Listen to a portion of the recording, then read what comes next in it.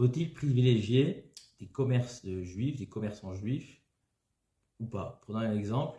Donc, je dois acheter des meubles, des mobiliers ou de la marchandise quelconque. Donc, j'ai deux possibilités. J'ai deux magasins, un à côté de l'autre.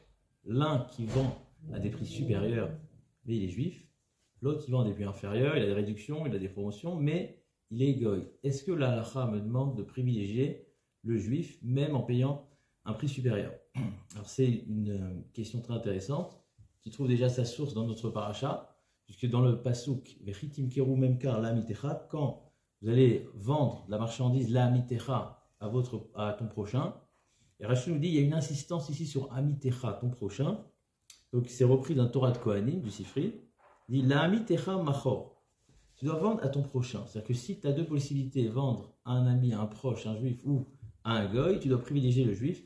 Et pareil, si tu dois acheter d'un juif ou d'un goy, tu dois privilégier le juif. Alors, on ne nous parle pas, est-ce qu'il y a un écart de prix supérieur ou inférieur? En tout cas, il y a une idée générale ici de privilégier le juif.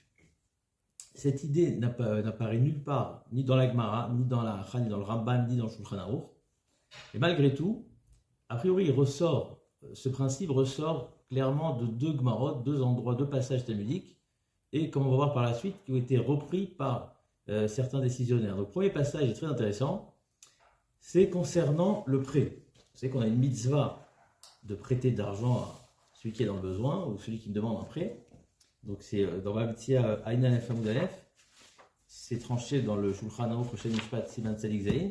Donc de la même manière qu'on a une mitzvah de tzedaka, on a aussi une mitzvah de prêter in kesef talve et ami et animar. En fait, il s'agit ici d'une mitzvah, d'une injonction d'Akadosh Baruch Hu, de prêter. Le Rambam dit que c'est même plus grand que la mitzvah de tzedaka, parce que tzedaka on attend que l'homme, que la personne, le pauvre, se soit complètement effondré, alors que là on l'empêche de s'effondrer. Et l'Agma nous dit, est-ce qu'il y a une manière de privilégier, il y a une ordre, une chronologie, une hiérarchie. Elle m'a dit Ami Venochri, Ami Kodem. Donc là, nous dit ici par exemple, on a un riche et un pauvre, il y a une mitzvah de prêter d'abord au pauvre. Prêter au voisin plutôt qu'à quelqu'un qui n'est pas voisin, prêter à un habitant de la ville, prêter à un proche. Et l'Agma nous dit à la fin, prêter à un juif plutôt qu'à un goy. Alors l'Agma nous dit Pshita. Amar Nachman et Rav Nachman, il vient, il nous apprend un chidouche.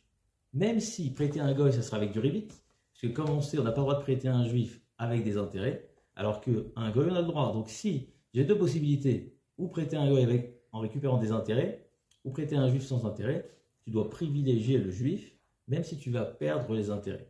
Ça, c'est une première Gemara intéressante.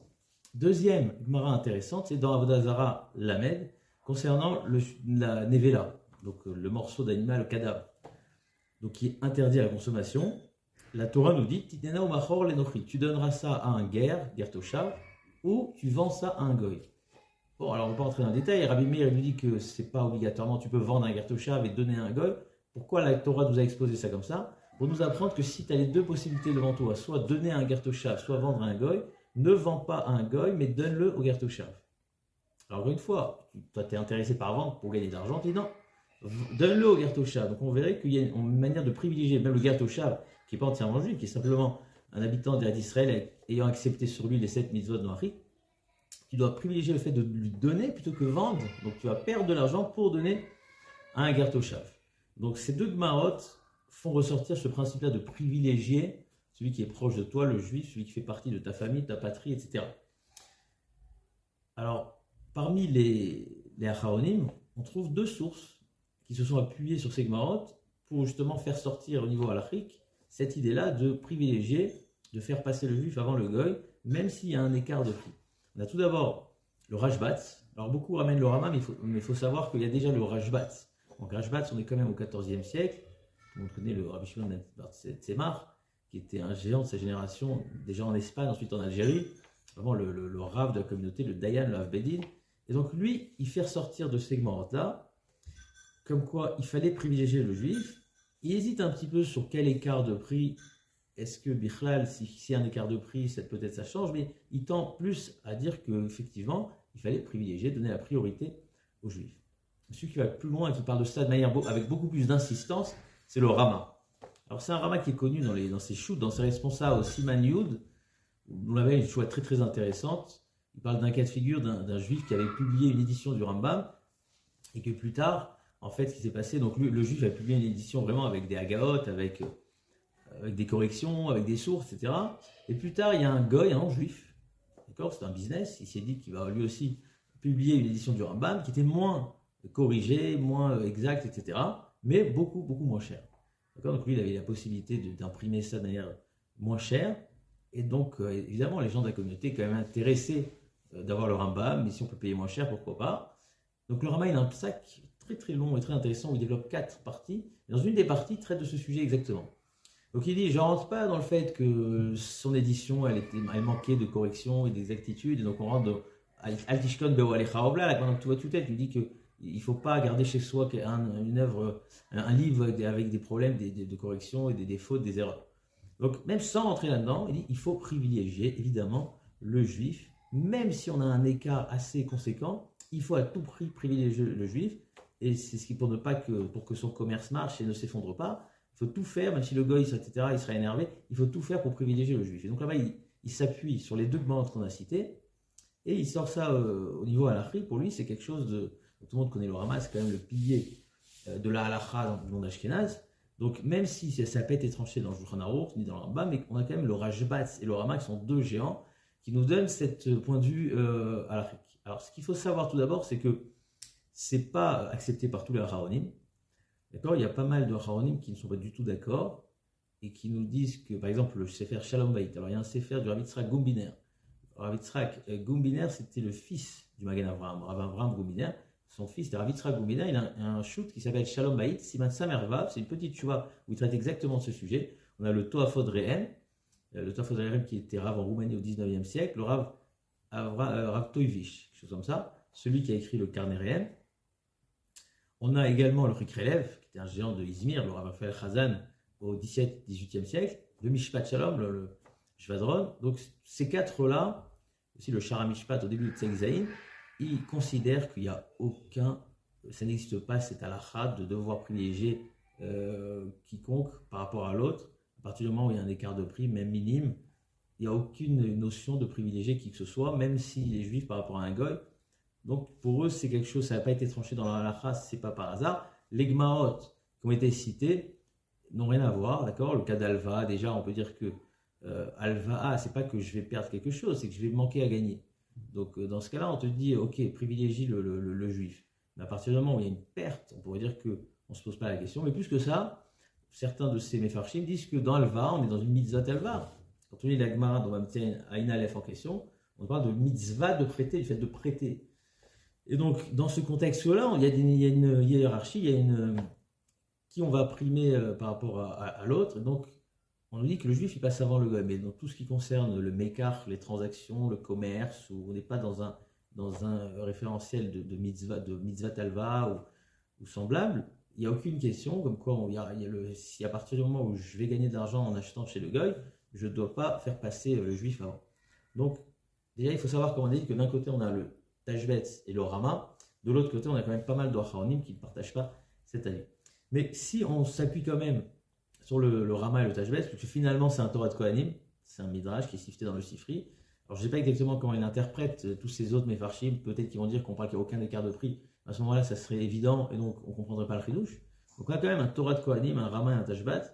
La question va être quel est l'écart de prix qui va être accepté pour nous permettre de privilégier d'aller acheter chez le goy plutôt que chez les juifs. Alors, on va donner 3 ou 4 points de vue. Premier point de vue, c'est le Sefer Megillat Esther. Megillat Esther, donc on est au 15 ou 16e siècle, qui était parmi les géants d'Italie et de Sfarad, le Rav Yitzhak Diléon. Megillat Esther, donc vous connaissez tous, celui qui a écrit son pirouche sur les Sefer Mitzvot du Rambam, sur les Shorashim. Donc sur le Shorel Shvav, il traite lui aussi de la question et il dit que même s'il y a un grand écart.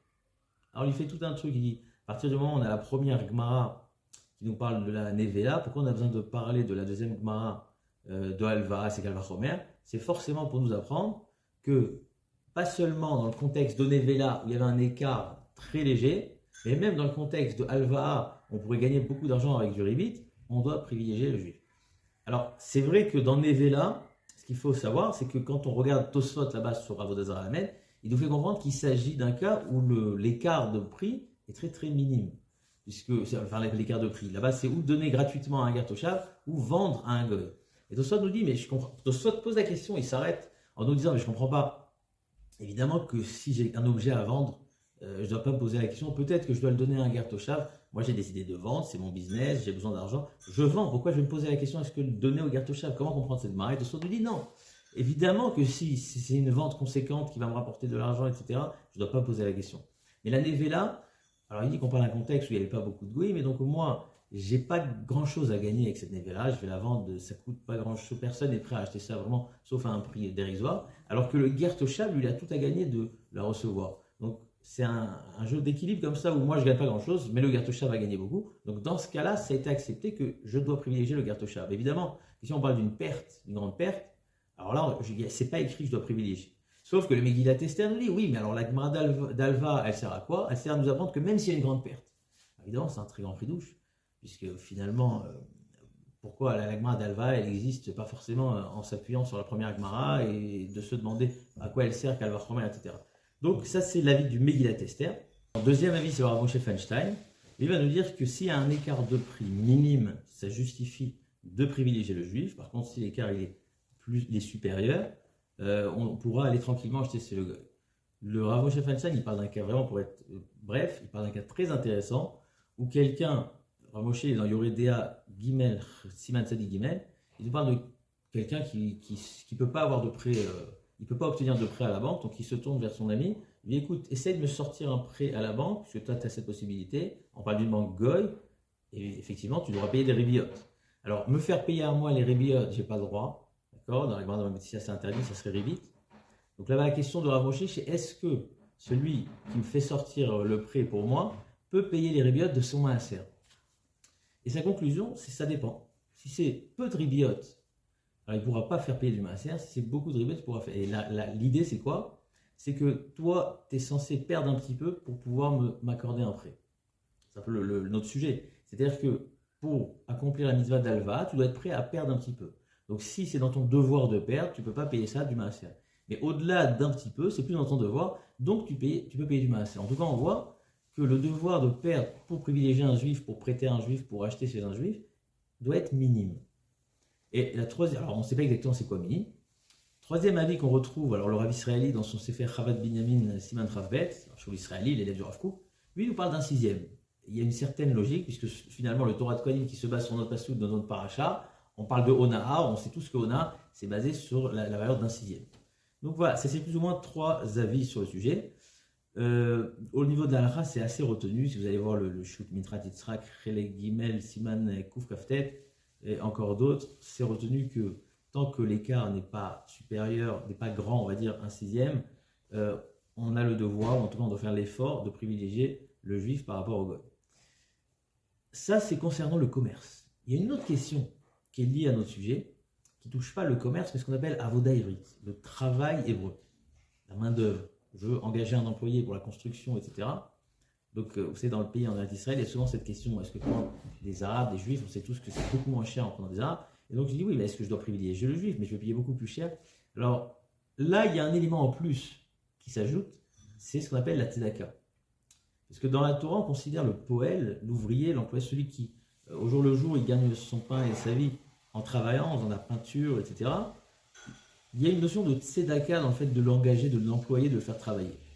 Et le Rambam, dans Matnot Ani Perek Yud, pareil dans Shulchan Aruch Yoredea Resh Mem Tet, nous dit qu'il y a 8 niveaux de tzedaka, et le 8e, peut-être le plus haut niveau, c'est justement de donner du boulot, d'employer des gens qui sont dans le besoin. Donc c'est un niveau de tzedaka. Donc là, il y a quelque chose, il y a une logique en plus qui s'ajoute à tout ce qu'on a dit auparavant, c'est la notion de tzedaka. D'ailleurs, le Rambam, dans la vote sur la Mishnah de Evu Anim Bene Betra, que ta maison soit remplie de pauvres, et tu accueilles les pauvres dans ta maison. Alors même dit, on ne parle pas des pauvres, des asseoir à table pour manger. On parle de quand tu as besoin d'employés, d'ouvriers, de salariés. N'essaye pas de prendre des avadim ou etc. Prends des animes, prends des gens autour de toi qui sont dans le besoin et engage-les, emploie-les pour ton travail, pour faire le ménage, pour faire la peinture, etc. Et donc, pareil, le Chafetz Chaim de Rav Tressé nous dit qu'il y a une mitzvah de Ve'echezak Tavo. Donc tout ce qui est main-d'œuvre, le travail comme ça, l'agriculture, etc. Donc il faudra privilégier le travail hébreu, la voda ivrit, et d'engager des juifs pour venir exercer tous ces travaux-là. C'était un sujet qui était très polémique il y a plus d'un siècle, alors que la communauté juive était en pleine implantation sur la terre d'Israël lors de la seconde Aliyah. Et donc, il y avait un développement qui faisait qu'il fallait absolument créer des emplois. Créer des emplois, donc il y avait déjà ce besoin de trouver des emplois pour attirer toutes ces familles juives pour qu'elles aient de quoi manger et de retrouver une manière de subsister ici sur cette terre. Et en même temps, c'est une manière de freiner l'immigration arabe. Alors le problème, il y avait un grand problème, c'est que le travail arabe était nettement moins cher. Donc la question c'était comment on allait pousser les gens à engager des familles juives à travailler. Et alors pourquoi ça fait un sujet de polémique? Parce que ça ne s'est pas arrêté justement au fait d'influencer, de convaincre les gens de prendre des juifs, mais dans les mouvements sionistes donc, du travail, il y avait comme une recherche, presque une manière de forcer les gens carrément. Il y avait des manifestations, il y avait une violence, et on essayait de pousser, obliger donc les agriculteurs ou les propriétaires à engager de la main-d'œuvre juive justement pour faire en sorte de tirer ces juifs-là venir habiter sur cette terre et qu'il y ait des emplois pour faire une création d'emplois sur cette terre. Le problème, c'est que c'était devenu d'une violence animée par une idéologie très très très sioniste, et donc ça avait ouvert comme ça une polémique où carrément il y avait une lettre de Rabbi Hanan Wasserman qui était sortie contre cette manière de forcer les gens. Le Chazon Ish aussi s'était prononcé un petit peu de la même manière, où le Rabbi Hanan Wasserman, il a une lettre connue où il dit tout d'abord, il y a au niveau halakha, on ne peut pas, même si c'est vrai qu'il y a une raison de privilégier les gens, tout d'abord c'est uniquement si on ne parle pas d'une grande perte, mais plus que cela, on ne force pas les gens. Il n'y a que le Beddin qui a ce pouvoir de pression, de kofin à l'idée Beddin. On n'a pas le droit, il est complètement interdit de forcer les gens. À partir du moment où on va essayer de forcer, c'est que c'est plus soumis à la halakha, mais c'est complètement animé par une idéologie folle, plus ou moins laïque, sans parler que d'un côté, il y avait une certaine forme de contradiction. D'un côté, on veut absolument engager des juifs, de l'autre côté, on profane, on piétine un peu sur le Shabbat et sur les lois de la Torah. Donc, il avait rédigé une lettre qui était assez forte et assez, d'ailleurs, qui est très connue, et Chazon Ish qui a repris les mêmes propos. Et donc, c'était un sujet qui avait fait l'objet d'une grosse controverse à l'époque. Plus que ça, alors Hanan Wasserman, un de ses arguments, c'était que même s'il faut privilégier le juif, on parle d'un juif qui est shomer Torah Mitzvot, puisqu'on apprend ça de Amitecha, Am Shitra, Batorah Mitzvot. Donc, c'est vrai que le Khatam Sofer dit aussi que si on doit privilégier celui qui est dans la Torah ou les Mitzvot plutôt que celui qui n'est pas dans la Torah ou les Mitzvot, mais là, le Hanan Wasserman a été encore plus loin. Il a été dire que celui qui n'est pas dans la Torah ou les Mitzvot n'a rien de plus que le goy par rapport à cette halakha-là. Donc voilà, si on veut conclure, donc on a vu aujourd'hui, dans le cadre de ce cours-là, deux sujets. Déjà, le commerce, est-ce qu'on doit privilégier les commerçants juifs plutôt que goy? Et là, on a dit que, a priori, s'il y a un écart qui ne dépasse pas plus qu'un sixième, c'est important, même s'il y a des acharonim qui veulent dire que ce n'est pas encore obligé, mais il y aurait un inyan et une mitzvah de privilégier le juif. Par rapport aux travaux manuels, travaux agriculture, etc., employés, salariés, là, il y aurait une mitzvah en plus de tzedaka. Alors, il faut quand même avoir clair, c'est que déjà on a ce que Rabbi Hanan Wasserman nous dit, à partir du moment où il n'est pas dans la Torah et les Mitzvot, c'est plus exactement la même chose. Et plus que ça, si le juif, il est ménatsel, il exploite un petit peu. Parce qu'au début de la création de l'État, évidemment, on était dans un contexte où c'était très difficile de trouver des emplois, la vie était très difficile. D'ailleurs, le Rav Ben Zion Uziel, dans sa tchouva, qui était le premier Rishon LeZion à l'époque de la création de l'État, lui dit que même si ça arrive à 2 fois plus, et à partir du moment où on ne fixe pas le prix en fonction des relations de l'offre et de demande, mais on essaie de considérer combien un juif a besoin d'argent pour vivre, et si ça répond à cette considération-là, même si on est sur le double de ce qu'un arabe aurait pris. Donc il y avait comme un environnement, une atmosphère où c'est difficile de vivre, mais aujourd'hui c'est plus tellement le cas. Quand je prends des ouvriers pour faire des chantiers, etc., c'est des câblaniers qui gagnent très bien leur vie. Donc on n'est plus dans un contexte de faire en sorte que la personne va pouvoir tenir ici sur terre. C'est parfois des juifs qui peuvent exagérer et exploiter un petit peu sous prétexte que c'est de la main d'œuvre hébreu et juif, on peut prendre 2 ou 3 fois le prix. Et là, il ne faut pas tomber dans le panneau. Au contraire, le fait de ne pas acheter chez eux, parfois, ça les oblige un peu à rééquilibrer leur prix. Donc, pour conclure, il faut être intelligent et vigilant. C'est-à-dire que d'un côté, il faut privilégier le juif, mais il faut faire ça d'une manière cohérente et pas pousser les gens à faire un peu ce qu'ils veulent avec leur prix. Ah, d'accord.